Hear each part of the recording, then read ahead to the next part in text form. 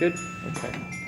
So, I am slightly busy working. Kind of working. I'm at temporary studio starting the painting thing, but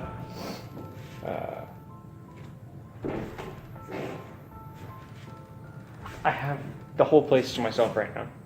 I thought this was the best absolute time that I could sit down and talk about some tip videos that I've had.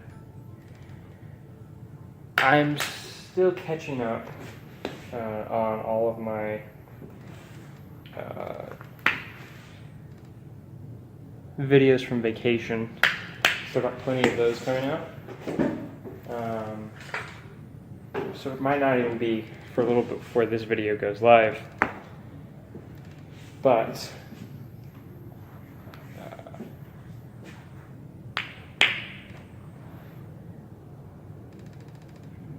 when it does go live, I at least have something recorded. Because I have no idea when I have time to do these things anymore.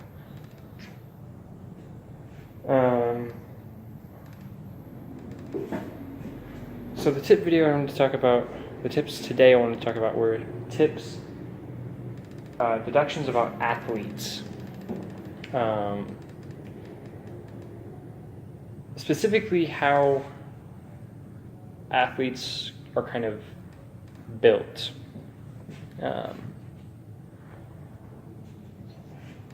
Early on, for example, high school athletes, if they start playing sports when their bodies are still developing, what will happen is... Alright, sorry, I forgot to grab something. What will happen when someone is playing sports while their body is still developing is that the stimulus from playing sports will cause their body to grow a certain way.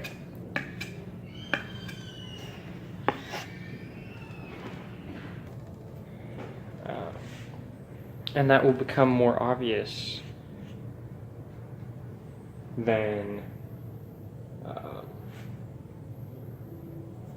if they start playing sports later on in life, because it will actually have effects on their growth.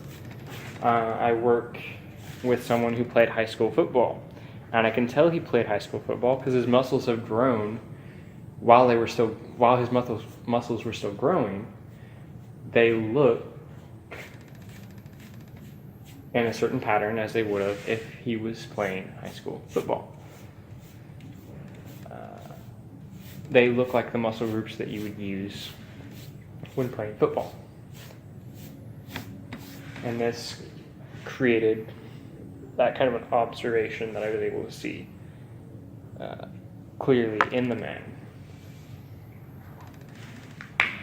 So, to make deductions of this sort, what you'll have to do is obviously familiarize yourself with different sports, even though I hate sports, and learn how they're played, what muscle groups are needed to play them,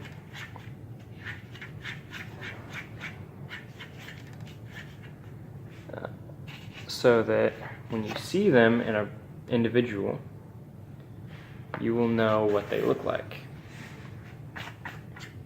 That just takes time and practice. You really don't need to spend a whole lot of time learning about different sports, especially if you're not planning on playing any of them. And there's a few of them that are easy enough to figure out. For example, American football, it's a lot of running, but it also requires a lot of upper body strength. So that's one of the only actual sports,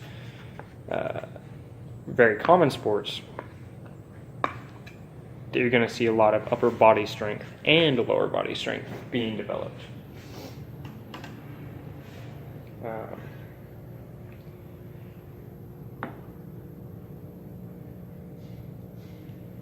Then there's others as well that I'm sure you can figure out on your own over time. But that was the tip video that I want to talk about. And then I also wanted to speak about how this kind of goes into medical deductions as well. And I had initially planned on doing stuff about medical deductions, but I'm not actually sure if I'm the most equipped to talk about medical deductions, because even though I have some medical experience, I'm not that great at, I'm not a doctor or anything, and it's been several years since I practiced any kind of, just got paint on my easel, any kind of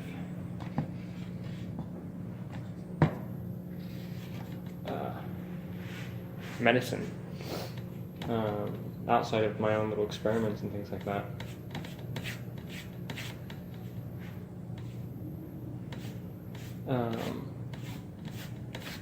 However, I still have a medical knowledge that I'm able to use and apply things like sports.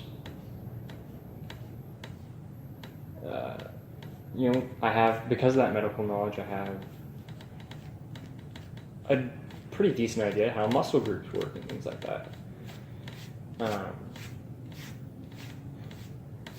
I'm not entirely sure how I would go about filming a medical deduction video, but that is something that I'm working on as well. And I was going to add that to this, but I realized they are very different things. Additionally to the sports deductions, you'll see a lot of people, the way they move kind of can tip you off as to what kind of sports they played, if they played any. Very similar to what Joseph Bell thought about how different careers can cause you to walk or act certain ways. Very true of sports as well.